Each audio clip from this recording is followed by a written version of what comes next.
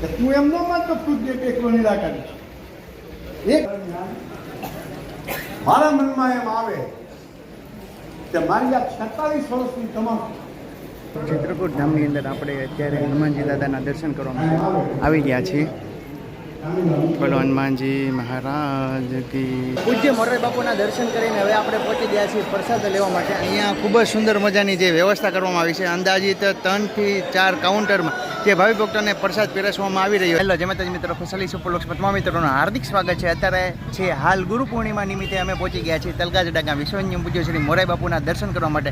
તો વિડીયોમાં છેલ્લે સુધી જોડાઈ રહેજો. ચેનલમાં ન હોય તો ચેનલને સબસ્ક્રાઈબ તેમજ વિડીયોને લાઈક કર્યા પછી તેની ખાસ કરીને મિત્રો જોડે આ વિડીયો શેર કરવાનું ભૂલતા નહીં. જય શ્રી રામ. જય શ્રી રામ.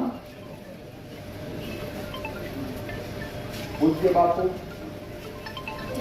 મોટી સંખ્યામાં ભાવિ ભક્તો જે પૂજ્ય મોરારી બાપુના દર્શન કરવા માટે આવ્યા છે. ચાલો આપણે આગળની તરફ જઈએ. સમર્પણ થાય છે. ગુરુ નથી બનવાનો હું એટલા માટે બાપુ કહે છે હું કોઈ દલીલ 555 ટેલિફોન આ બધું ભરી અને બાપુને કીધું કે બાપુ અમારી પ્રેમિકા જીની કરતા જૂની પ્રેમિકા છે. કે તું એમ ન માનતો ખુદ એકલો નિરાકારી છે. એક દિન તો હું નિરાકારી થવાનો છું જરૂર, પણ મન ભરીને જોઈ લેજે આજે સત્ય છું સાચા.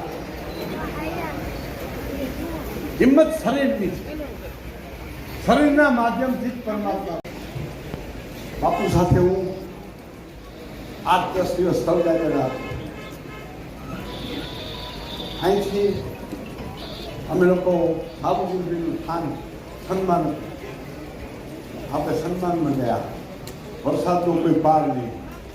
ગુજરાત સમાચારની કથા બાપુ ખાનથી કે ભાઈ હું જ્યાં સુધી આવીને ન કહું ત્યાં સુધી કથા મુલતવી નહીં રાખતા. અમદાવાદમાં 22 વરસાદ અને બાપુ અમે બધા 2 વાગે પહોંચ્યા. બાપુ 2 વાગે ગ્રાઉન્ડમાં ગયા. આપણે બાજોડિયાના બધા બાપુ એક કાલ 50 જણા તો બેસી શકે. ચિત્રકૂટ ધામની અંદર આપણે અત્યારે હનુમાનજી દાદાના દર્શન કરવા માટે આવી ગયા છીએ. બોલો હનુમાનજી મહારાજ કી જય.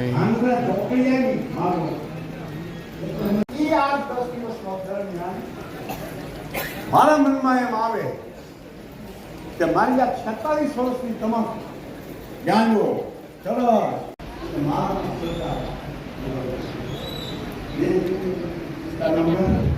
એટલે મેં કીધું તમે અત્યાર સુધીમાં કોઈનું કેન્સર હાજુ કર્યું હોય ડૉક્ટરોએ એવું ઘરનાની હોપારી લેવાની, આપણા ઘરના જ 1-2 કરોડ રૂપિયા આપે અને ડાક્ટર આપણને મારી નાખે.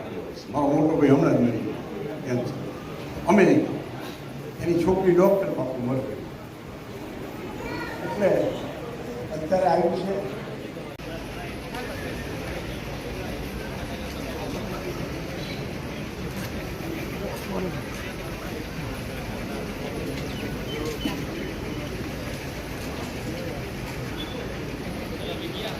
શોધે તક એને શું નડશે સૂતક, ને ફરજ ગણીને પીધા વખ, ફરજ ગણીને પીધા વખ, કદી ન માગ્યો એકે હક. ફરજ ગણીને પીધા વખ, કદી ન માગ્યો એકે હક, ને એનું ક્યાં એકે ખેતર, એનું ક્યાં એકે ખેતર, મંત્રો વાવ્યા મલક મલક. એનું ક્યાં એકે ખેતર, મંત્રો વાવ્યા મલક મલક, ને ભોગળ શું ત્યાં ભીત નથી, ભોગળ શું ત્યાં ભીત નથી, થળથળ એના છે થાનક. ભોગળ શું જ્યાં ભીત નથી, થળથળ એના છે થાનક, ને સ્વીકારે સૌને સ્નેહે, સ્વીકારે સૌને સ્નેહે, ના જુએ છે સરગ નરક. સ્વીકારે સૌને સ્નેહે, ના જુએ છે સરગ નરક, ને એને મન એ જીવન છે. એને મન એ જીવન છે. તમને લાગ્યું જે પુસ્તક, એને મન એ જીવન છે. તમને લાગ્યું જે પુસ્તક, ને પોતે ક્યાં ટીપું પીવે, પોતે ક્યાં ટીપું પીવે, બીજા કાજે ભરી મશક.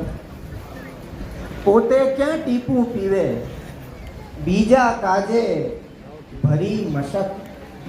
ને દિશા શૂન્ય છો, દિશા શૂન્ય છો, દેખી લો.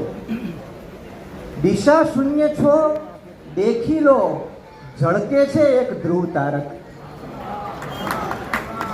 દિશા શૂન્ય છો, દેખી લો. ઝળકે છે એક ધ્રુવ તારક. ને મોજ છલોછલ છલકે છે, મોજ છલોછલ છલકે છે. છીછરા જોઈ થાતા છક. મોજ છલોછલ છલકે છે, છીછરા જોઈ થાતા છક. ને મેરુને વિચલિત કરશો, મેરુને વિચલિત કરશો. અચ્છા આવો, બેસ્ટ ઓફ લક.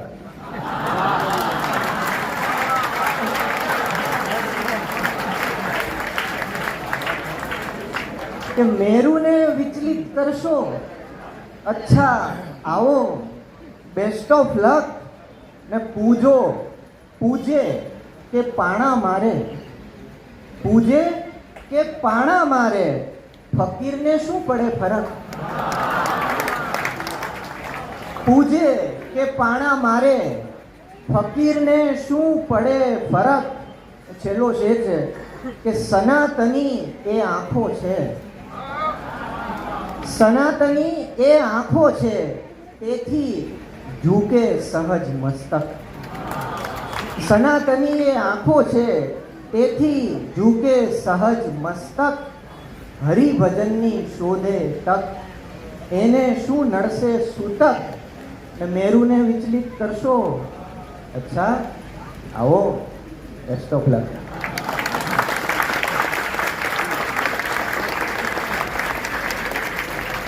પૂજ્ય મોરારી બાપુના દર્શન કરીને હવે આપણે પહોંચી ગયા છીએ પ્રસાદ લેવા માટે. અહીંયા ખૂબ જ સુંદર મજાની જે વ્યવસ્થા કરવામાં આવી છે, અંદાજિત 3 થી 4 કાઉન્ટરમાં જે ભાવિ ભક્તોને પ્રસાદ પીરસવામાં આવી રહ્યો છે. અહીંયા તમે જો શરૂઆતમાં તે ડીશનું કાઉન્ટર છે.